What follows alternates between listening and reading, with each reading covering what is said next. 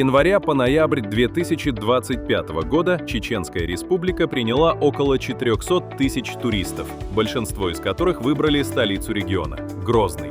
Грозный является главным центром туристической активности республики. Современная архитектура, благоустроенные набережные и парки, культурные объекты, развитая гостиничная и ресторанная инфраструктура делают город удобной отправной точкой для знакомства с регионом.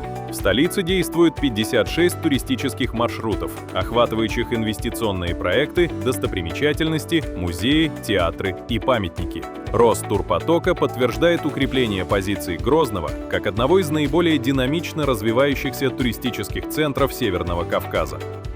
Очень интересно было посмотреть, что здесь. Мы были летом как-то проездом, но были темно было. И да, хотелось посмотреть, как днем здесь. И говорят, у вас очень красиво, и на самом деле у вас очень здесь красиво. Я приехала из Москвы, в Ессентуки в санаторий, оттуда приехала в Грозный экскурсией. Впечатление от дороги потрясающее, город очень красивый, компактный. Несмотря на то, что в Москве тоже все красиво, да, у меня осталось очень много ярких впечатлений, потому что вид сверху, вот это вот все кругом сделано. Красивые очень мечети, мы посетили несколько мечетей. Впечатления самые яркие. И очень хочу попасть сюда летом, потому что летом здесь будет еще красивее. Цветочный парк, мне кажется, он необыкновенный. Там столько цветов.